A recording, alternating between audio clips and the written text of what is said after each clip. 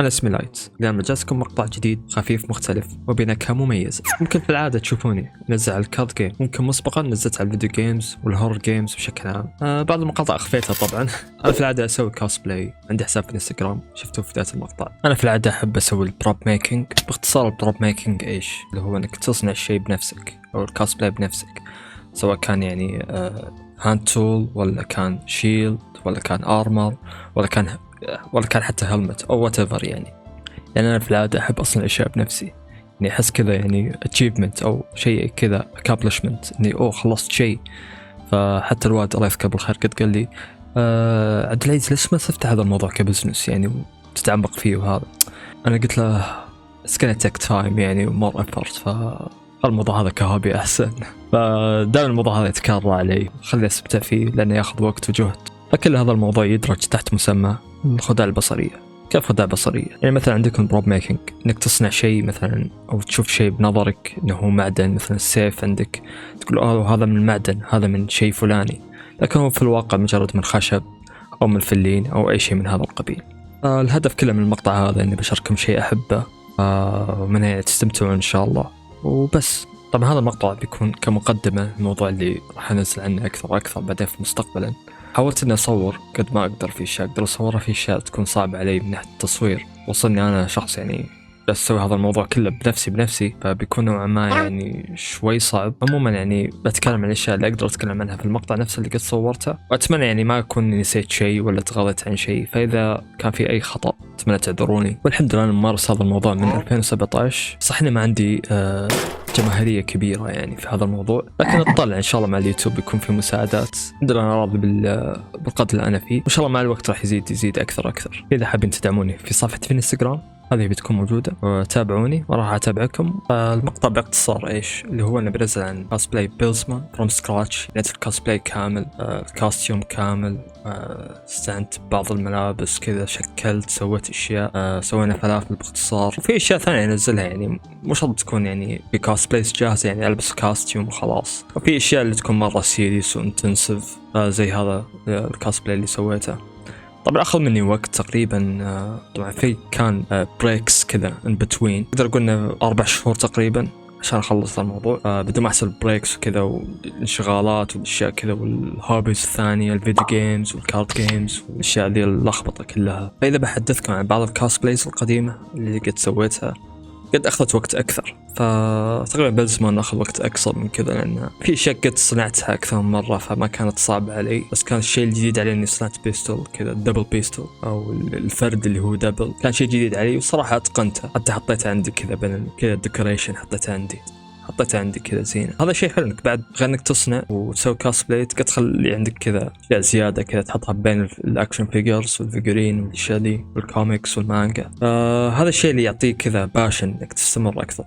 والحمد لله يعني بديت يعني ستيب باي ستيب اسوي باترن بنفسي بدون ما استعين باي باترن كذا اونلاين ولا من هذا القبيل. في اشياء كثير احب اسويها يعني اقدر اسوي ستيج برفورمانس يعني على الستيج، او حتى اسوي يعني مقطع للعرض كذا على الستيج، فقد شاركت كثير يعني. طبعا اول واحد كان مره اكورد اخذ كذا انمي سين وقعدت يعني كان شيء مره شوي كرنج يعني. بعدين تعلمت ان لازم يكون في سينك مع الحركه والصوت والاشياء هذه، والحمد لله يعني صار عندي فول نولج بالموضوع، خلاص تعودت عليه يعني ما صار شيء صعب حتى من ناحيه اني اقابل الجمهور. وهذا صح اني انا ما شاركت كثير يعني وعندي ارتباطات وشخص كذا انتروفيرت. آخر شيء أحب إني أعتذر جدا. أنا أعرف في بعض الناس ما يحبون هذا الموضوع أو ما يحبون فكرة الكوسبلاي بشكل عام. إذا ما عجبك المقطع تغاضوا عنه ولا تنسوا الاشتراك.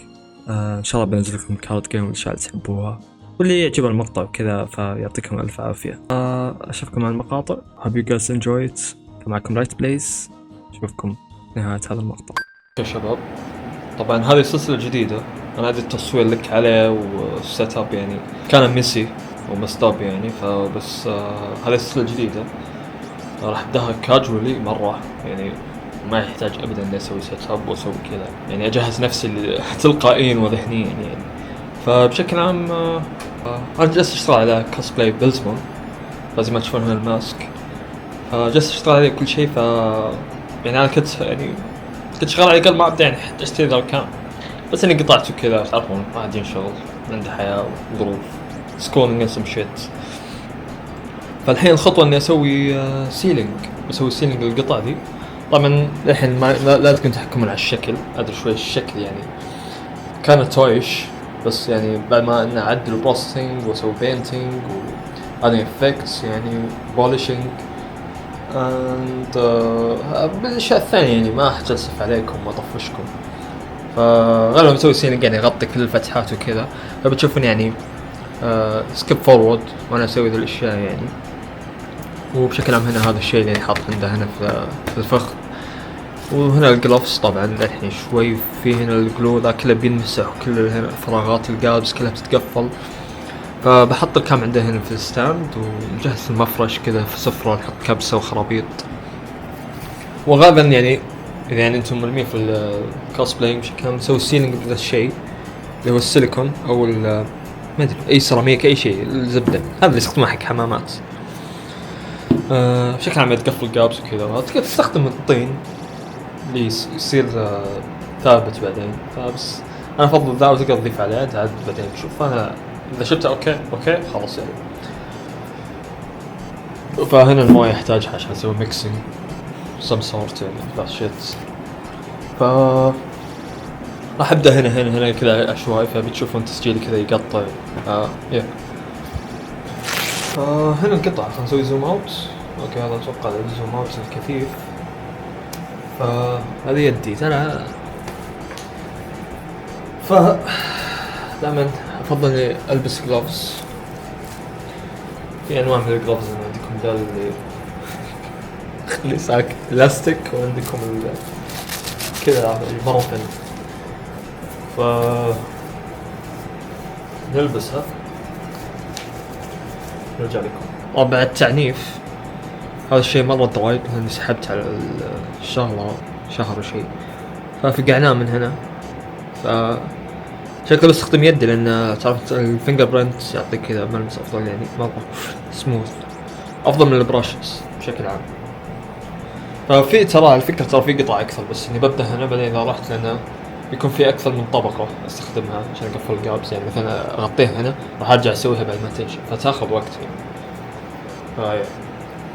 طبعا الخطوة كيف الحين هذا هو فصبعي اوكي. مثلا احطه كذا يكون شكله ما هو مرة منظم، فمعنى هذا اللي في يدي بمسح الحين في منديل على السريع. اسوي كذا دب بسيط على هذا وامسحه كذا ليه ما احس انه غطى الفراغات. طبعا هذا اللي شكله بتتعدل، بس حبيت اعطيكم فكرة سريعة. غالبا ما اقدر اسجل واوقف حاليا جالسين نغطي العيوب والجابس بشكل عام. طبعا هذا كل اللي حوله، انا بس هدفي اني اغطي الجابس والفراغات بشكل عام يعني. اما كل هذا الابيض اللي بنحط طبقة ثانية اللي هي طبقة. وش رايك في طبقة الاوزون؟ والله ما شاء الله الطبقات هذه طبقة الايبوكسي بليف يعني.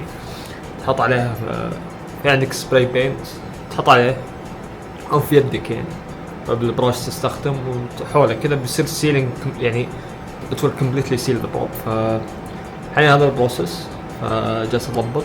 طبعا هذا البلاستر حق بلزمان، ففي قطع كثير فباخذ وقت، بس حبيت اوريكم على السريع كذا انتم شايفين.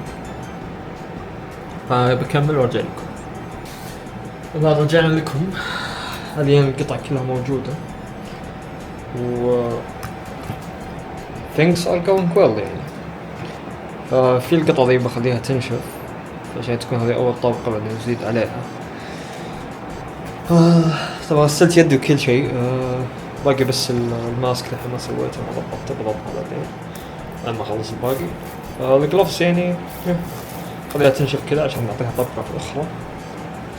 طبعا كل شيء اللي تشوفه خارج الجابس اللي أنا غطيته اللي يبين لك أنا ما ودي أشيل أغراض البروبس يعني وأخرب القطعة نفسها، بس بحاول أدخل يدي كذا.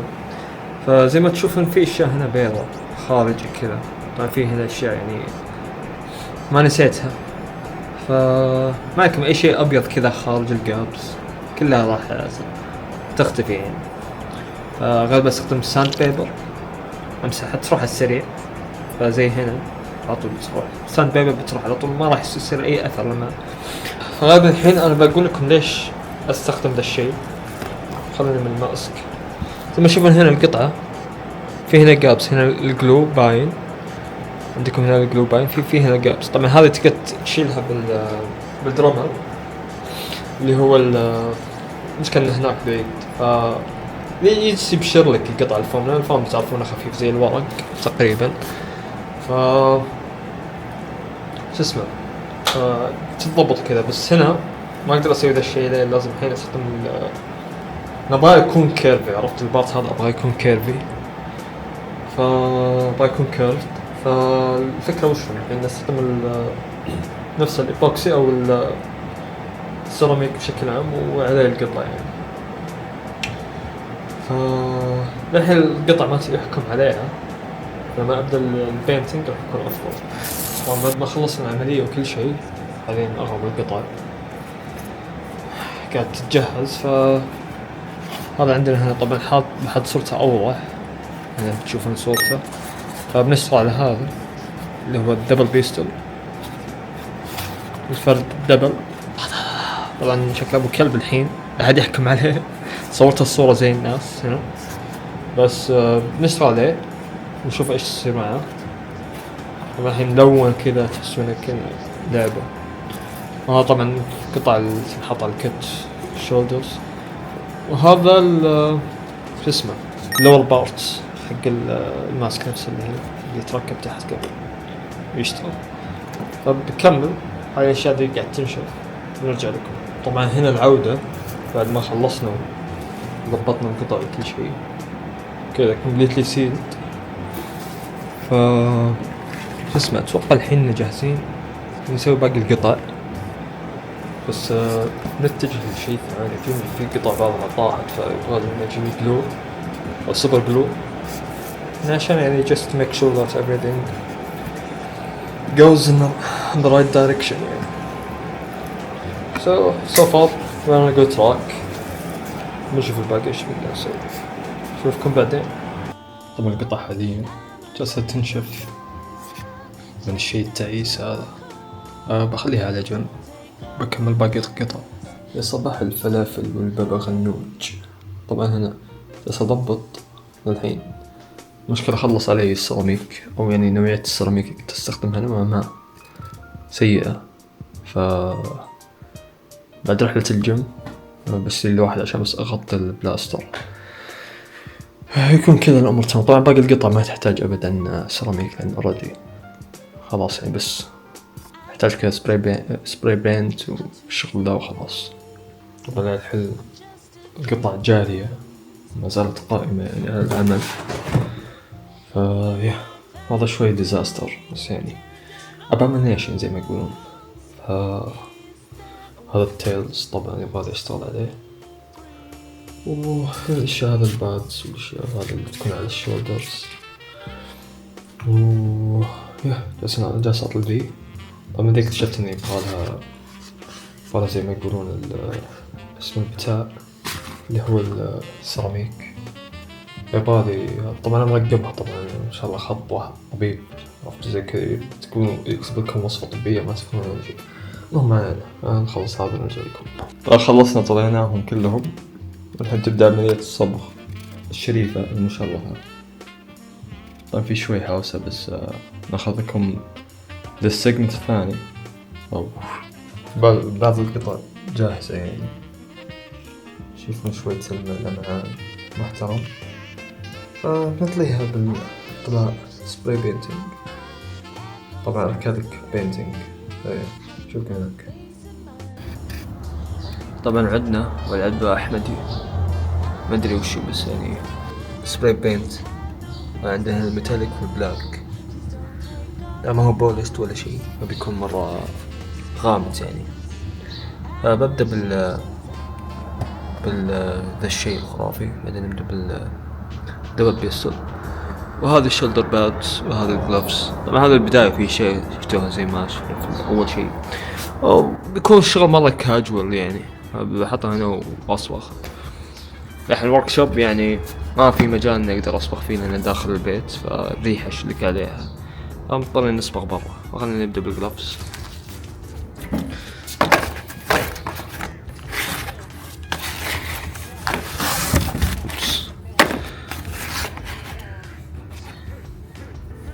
بس كان مست، بس يعني كل شيء بيتضبط. فلما تجي تسبق تعطيها كذا عشان ما يأثر.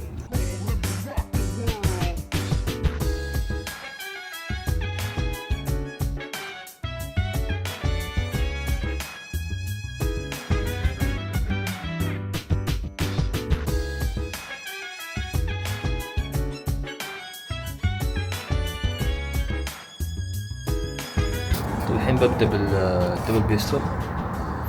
راح ارش عليه بلاك، بعدين يكون ميتاليك، بعدين بضيف عليه الافكتات اليدوية. let's get started يعني let's get into it.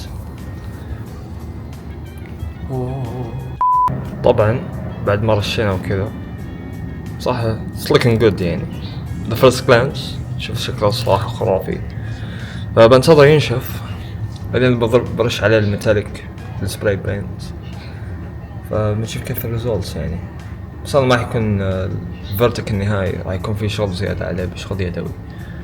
فبخلي جلافز برضو تنشف، بعدين نرجع لها في قطعتين هنا زيادة.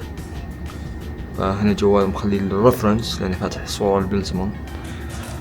فبس شوفكم بعد ما خلص كل شيء. اسوي سكيب فورورد سريع بياخذ وقت، وما بدي اطفشكم. طبعا القطعة خلصناها بشكل جميل ومتألق. طبعا هذا أول طبقة، بعدين راح أضيف المؤثرات. في بعض الجابس الأشياء اللي يبغالي أضبطها، فخلصت عليها. نرجع لكم يدويا. خلنا نوقف هنا. أستاذ وفاء تنزل بودكاست بطريقة جدا احترافية وإلقاء جدا جميل، مقابلات وأسئلة لطيفة، تكلم عن المستمع اللاعبات، بعض المستمع اللاعبين مرحب بهم بهذه المواضيع، لأنها تتكلم مو بس عن المستمع اللاعبات، برضو في نقاط جدا مهمة في مستمع الكارد جيم والبورد جيم بشكل عام. فإذا حابين تدعموها بهذه الصفحة إن شاء الله في الديسكربشن تحت، في من أكثر من صفحة. هذا كمان المقاطع. يلا من هنا المكان اللي قال لايت بليز إنه يشتغل فيه، يسوي فيه يعني الفاينل تاتشز. القطع طبعا خليتهم هنا لما تشوفنا على جنب، رتبهم حتى زي ما يقولون.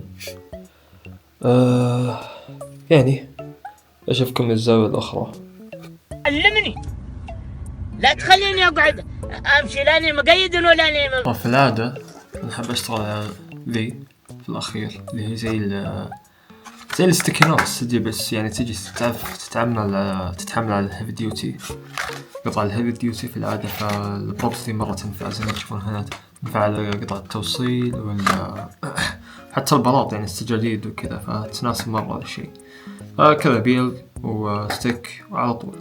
طبعا فيها واتر ريسيستنت، فشيء مرة ديسنت وتتحمل أوزان ثقيلة. طبعا عندكم الأصغر، بس هي الأصغر يتحمل يعني أوزان أخف من كذا.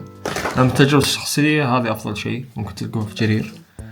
شوي السعر يعني كان أوفر برايس، بس يعني هذا أفضل شيء موجود. ففي القطع الصغيرة اللي تناسب القطع البسيطة اللي يكون فيها تكون ميدالية ولا أي شيء من ذا القبيل، أو شيء بحجم هذا الشيء مثل فرانكس. ما علينا يعني، بس هذا الشيء مرة كويس، راح يضبط إنه يجمع لي القطع مرات أنت تحتاجها وصدق تشحنها ولا شيء. وممكن تقول إن القطعة تكون قطعة واحدة، فهذا يعني تقدر تسوي لها تلزقها وتنزعها، فبنفس الوقت بيكون. طبعا أقرب مثال عندنا الجلوفز بشكل بسيط كذا، بسوي البوردرز بشتغل عليها يعني أعطيها كذا دامج إفكت، أو كيف زي ما يقولون يكون يعني أحاول أخلي القطعة كأنها راستي، عرفتوا؟ هي كذا مرة كويسة، بس بخليها مرة ريالستيك، فبشتغل عليها بشكل بسيط. بتشوفون انتو بيفور اند افتر، يعني الافتر ماث راح يبان كل شيء بعد ما اخلص. طبعا عندي منشف احتياط، وفي قطع فيه هنا احيانا استخدم الفرش القديمة الناس على السريع يعطيها كذا افكتات حلوة يعني كذا تاتشز حلوة البروبس.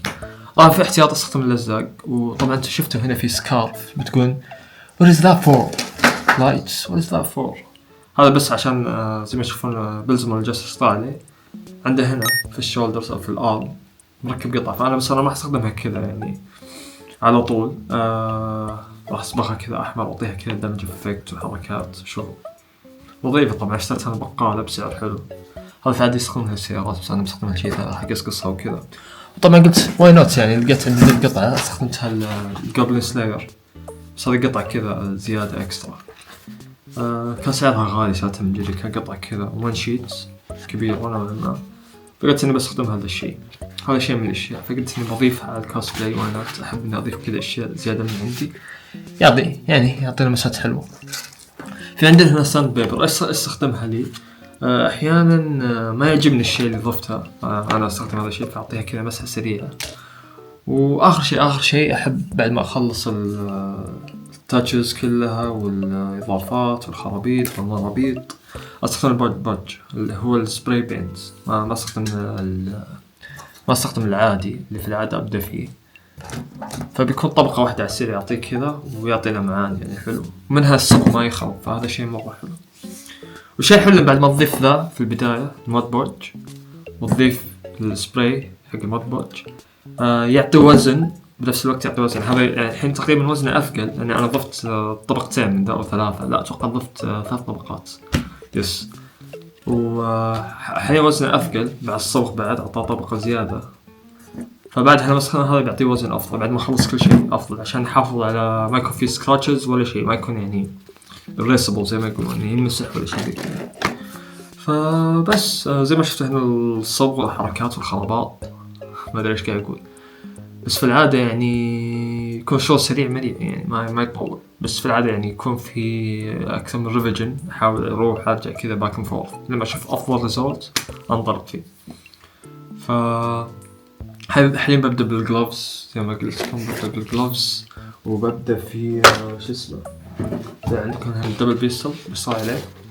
شكلها في بعض العيوب لأن لما رشيت كذا في بعض الجابس ما مرت فيها الصبغ، فهنا أنا بستغل ذا الشيء إني أشتغل عليه، عرفتوا؟ طبعا هنا في القطعة اللي أركب فيها، هذه بتكون في الليجز أتركب، فهنا هذا الشيء خليني أقدر أركب فيه البتاع. طبعا الفيست او زي ما يقولون البلت حق شو اسمه ايش يسمونه هذا الباكت راح يضبط عليه ان شاء الله، بس بنوصل له بعدين. باقي القطع عاد ما ححرق عليكم، بعدين بتشوفون الخرابيط. ويلا هرجع لكم، احس اني تكلمت كثير عليكم. انا لايت بليس في هذه الفقره في هذا السيجمنت الخفيف اللذيذ، اشوفكم هناك. طبعا كذا خلصنا بورشن كبير من القطع، ضفت عليها البوليشنج افكت والخرابيط ذي كلها. So far so good يعني everything is going well يعني we are on a good track يعني I believe so. في كذا كنا يعني dusty أو rusty أو whatever they call it. وعندنا هنا الشولدر بادز، القطع اللي بستخدمها مع الشيء اللي بحطه، وهنا ما زلنا شغالين. عندنا هنا البتاع بحط لكم صور احسن بتشوفونها يعني ما زلنا شغالين، فما ودي اني اخرب الورك ستيشن اللي هو في غرفتي. هذا حق الجن طبعا بتركب مع القطعة حقته. طبعا معكم السلك الايثرنت اللي جاي غلط. شغالين تمام، امور تمام وكل شيء تمام يعني. بس ادور عليه طلعت هنا. المهم أشوفكم بعد كل شيء ينتهي. طبعا في some files of some shit ونخلص. الصوت بتكون أحسن من كذا والعودة أحمد دائما أقول ذا الشيء، ما أدري ليه ما أدري الكلام صح ولا لا. موجود فرشة راح أضبط السكار بتكون على الآن بتاع الشخصية. طبعا هذا زي ما كنت شايفين المقالة، هذا سبراي بينت من جرير طبعا سعره 2 ريال، مو سبونسر بس يعني. طبعا هذه أفضل نوعية بالنسبة للجولد، اسم الشركة توقع جولد if I'm not mistaken يعني. وبضيف عليها الأشياء ذي وذي أكلت بينت مع البرش حق الأسنان. let's get started يعني. طبعا هنا خلصنا الماسك السريع. طبعا حاولت أضيف كذا افكت بسيطة كذا على الايدجز والبوردرز كذا، انك في دامج افكت او نقول راستي شيت اتوقع. فسوفر سو جود يعني. فخليني اوريكم بعد خلص من الليل. طبعا هذا هو الفيل خلصناه.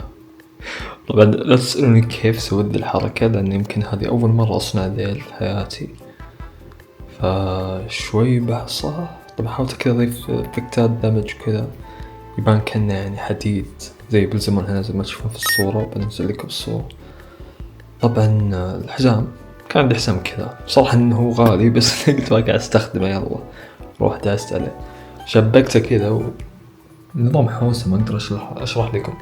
هذا كذا سكت فورمولا، ما راح أفضح الأسرار. فأتوقع إن كل شيء جاهز هنا، الأدوات كلها جاهزة، بس إنه بنلزقهم بعض الجاكيت والفاروق. خلطها لكم. طبعا هذه قطعة راح أقصها كذا، بخليها بس الحواف ذي اللي أنا صبغتها راح أقصها كذا تكون على الآر تلبس. وهنا إيش هذا الشعر، وهنا على الوجه عشان ألبسه، بعدين ألبس الماسك وألبس الوج وألبس الجن بعد أتوقع اسمه زي كذا. وهذا هنا راح أثبت على الجاكيت. طبعا قصيتها شريتها من أمازون قطعة كاملة، قصيتها يلا عشان استخدام ثاني. وأتوقع كل اللي باقي بس إنه مجرد كذا attachment بسيط للأدوات وخلاص نكون ready to go. طبعا فكرت أن أخليه عيونه خضراء أو حمراء على حسب تخليه شرير أو تخليه بلاست مود ولا شيء. فيه هذا، فأشوفكم مع النتيجة الأخيرة إن شاء الله. طبعا تقريبا خلصت من كل شيء، خلصنا من البلاستر نفسه. looks good صراحة، يعني شوي في ستراجل بسيط من ناحية الاتاتشمنت أو الاسمبل. طبعا كذا خلصنا بلاستر. وهنا طبعا بخلي اشياء مفاجآت ثانية ما راح اكشفها لكم، فبتشوفون استعراض بسيط للكوسبلاي. طبعا هنا مرة واحدة تشوفون الستورج حقي زحمة، بعد ما ابدأ كذا بتشوفون الزحمة كلها.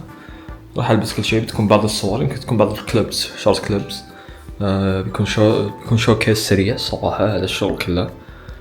خلينا نشوف هناك ايش بيصير معاكم. بوم. طبعا الجناح جاهز كل شيء، لكن شكله بضطر اخليه يعني اللي ما عرفت كيف اثبته الصراحة. يمكن this is my first time يعني I ever built a wing. يعني I'm kind of lost يعني، فما أعرف إيش أسوي، عرفت. فمعكم من الزحمة الأشياء جالسين صنعتها أول. فالمهم فغالبا يكون كوسبلاي يعني يكون كامل بس بدون الوينكس، خلها كذا ثابتة. بعدين بعد بشوف يمكن بصورة منفردة أنزلها على انستغرام ولا شيء من ذا القبيل يعني. خل نروح خلي ألبس الأشياء الزحمة ذي ونرجع لكم. جاء شكل كويس صراحة، ما ودي أشيله. شوف هنا ثبته طبعا كامل كذا، بالتصوير طالع مو باين أسود بأسود، بس إنه ما عليكم. وشكله خرافي، أنا قد نزلت صور له وبتشوفونها، يمكن بحط لكم هنا كم صورة السريع بكم صور أحسن.